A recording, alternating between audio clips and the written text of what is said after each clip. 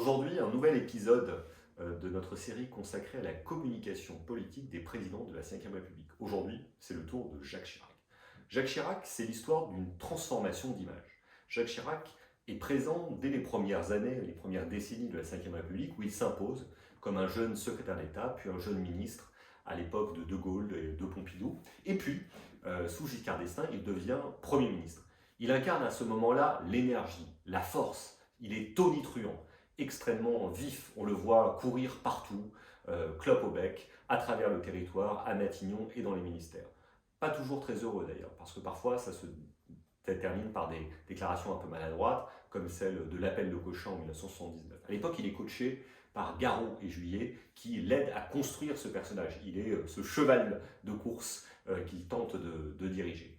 Pourtant, ce succès ne débouche pas totalement encore au niveau national. Il perd en 1981, il perd en 1988, et quand arrive l'élection de 1995, il décide de revoir son image, de la transformer.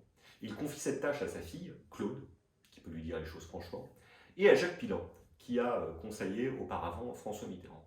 Ensemble, ils vont le relooker, et ils vont en faire un personnage sympathique, proche des Français, qui mange des pommes, selon l'expression de l'époque, qui sait taper sur le cul des vaches, qui se balade partout sur le territoire, qui aime bien boire, qui aime bien manger et qui est incroyablement sympathique. Il va être aidé en cela d'ailleurs aussi par les guignols de l'info qui à l'époque sont des prescripteurs d'opinion très forts.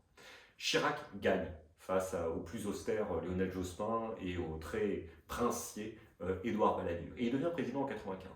Pourtant, les premières années ne fonctionnent pas bien, il est obligé de dissoudre et c'est Lionel Jospin qui devient son Premier ministre. Tout le monde pense qu'il va perdre en 2002, mais il va s'avérer lui aussi un maître dans l'usage de la communication pendant la cohabitation. Il va attendre son heure, être distant, peut-être aussi se préserver et adresser, bien conseillé en cela par Claude Chirac mais aussi par Denis de Villepin, des pics au bon moment à son adversaire Lionel Jospin, inventant des expressions incroyables pour se sortir des situations malheureuses, comme pchit ou abracadabrantesque, qu'il a emprunté à Rimbaud, je crois. Ce faisant, il arrive à être réélu en 2002 dans des circonstances étonnantes, malheureusement et dramatiques, face à Jean-Marie Le Pen. Il commence un deuxième mandat qui sera évidemment plus difficile, l'usure du pouvoir guettant.